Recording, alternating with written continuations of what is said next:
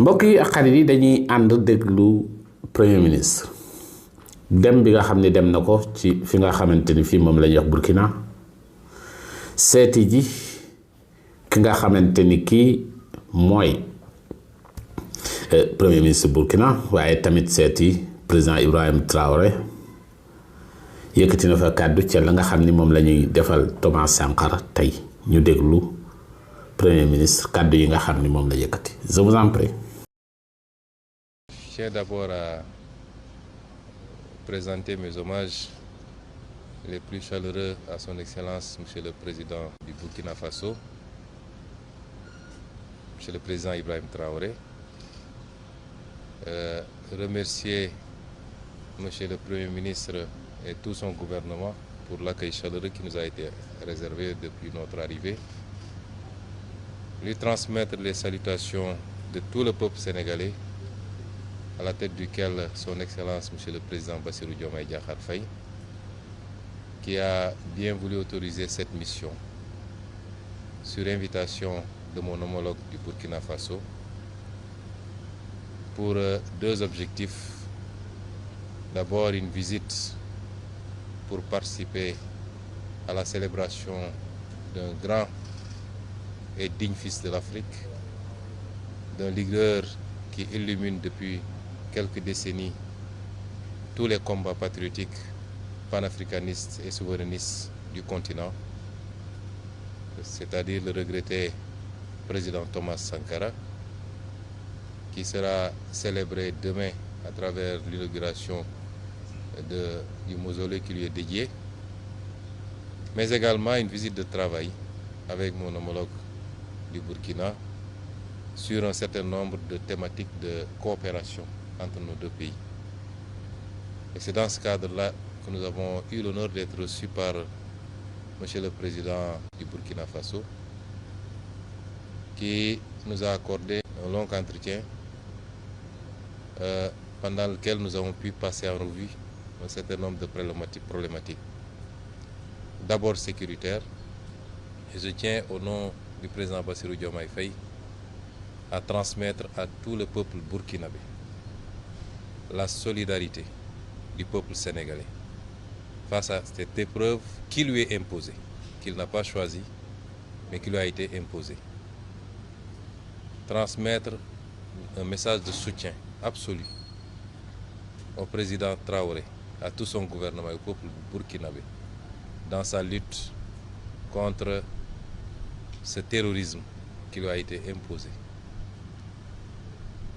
Envisager toute possibilité de collaboration et de soutien face à cette épreuve. Parce qu'il est illusoire de penser que lorsque le Burkina ou le Mali ou le Niger subissent cette épreuve, que ça restera simplement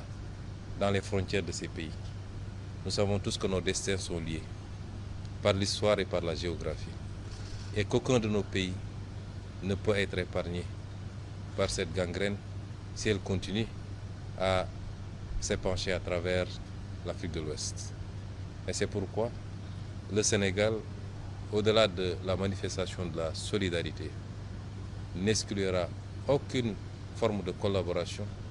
pour soutenir nos frères dans cette épreuve. Dans le cadre bilatéral également,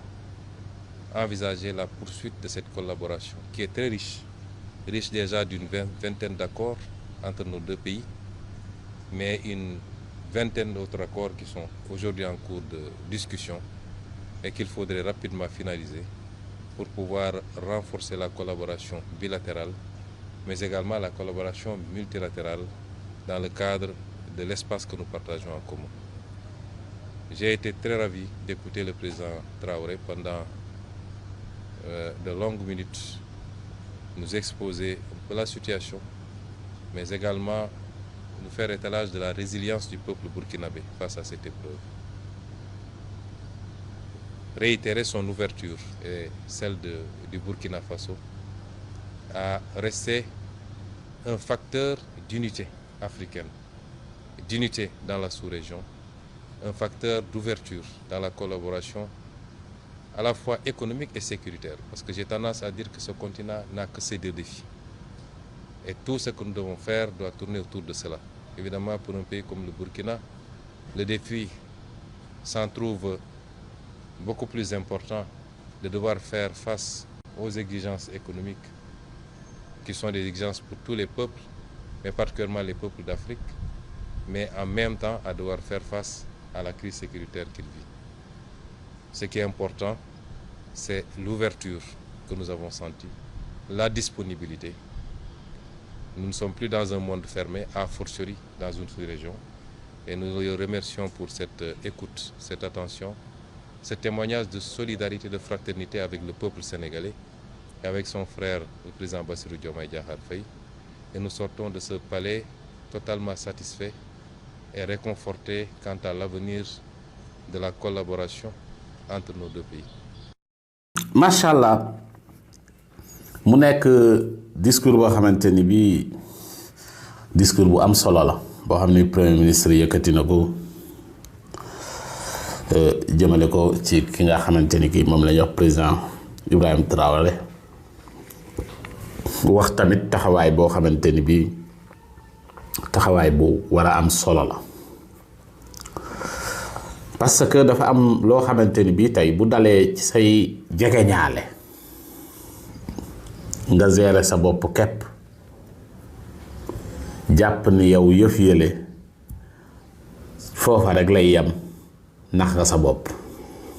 loolu mooy li nga xamante ni bii moom la premier ministre wax wane ni li nga xamante ni bii moom la Burkina ak Mali di subir ci jamono yuñ toll nii ak Niger lu jëm ci wàllu wi nga xamante ni bii tey mooy wàllu terrorisme bu fekkente ni dañu toog seetaan ko loolu doonut lu gën ci ñi nga xamante ni bii tey ñooy dëkk yi sës ci ñoom jege leen jàppale leen ci yëf yi dafa baax ci yow ngir yëf yi bañ a yegsi waaye boo toogee seetaan ko rek leneen mën naa am sama yoon newu ci defe naa ni lañ doon nettali ca si ndax yay xeex ñu wax kii mu ne sama yoon nekkul ca si ndax yay xeex mbir ma di yéeg ba yegg si ca seen kaw loolu mooy li nga xamante ni bii moom la premier ministre wax nii mu nekk loo xamante ni bii tamit dem bi lu war la bu tax muy ka nga xamante ni kii tey moom la ñuy màggal muy Thomas Sankara mu am loo xamante ni bii représenté na ko inspiré l'Afrique jeunesse africaine ci lu bari yoo xamante ni bii ay doxalinam ak lu muy bañ loolu nekk loo xamante ni lu am solo Ibrahim Traoré ñëwaat encore une fois di incarner li nga xam ni moom la Sankara doon def loolu nekk loo xam ni mbégte gu yaatu la ak bànneex Afrique jàpp naa ni li nga xamante ni bi moom la tubaab yi defoon réussiroon muy diviser leen jeunesse yi moom unir nañ benn lañ des na nag état yi doon ko waaye doxalin bi nga xamante ni bii moom nga gis nguurug Sénégal di ko def parce que président Diomaye bi mu ñëwee li mu njëkk a bañ mooy bëgg a fexe woon jëlee ñi nga xamante ni bii ñoo génn ci CEDEAO ngir nu ñu mën a fexee ba waxtaan même bu fekkente ni mënut a nekkit mais nan lañ mën a fexee ba continuer aussi tamit même bu ñu beree seen ak kuréel te loolu mooy li nga xamante ni bii ñu ngi koy réussir parce que am na yeneen yu bari yoo xamante ni bii tey Sénégal war na ko mën a jariñ li nga xamante ni bii mooy dëkk yooyu war na leen ko mën a jariñ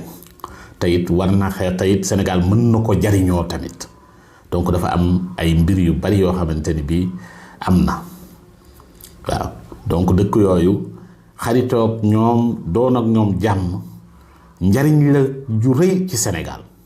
waaye nag dommage que ni am na ñenn ñoo xam ni bi comprendre wuñu noonu yëf yi parce que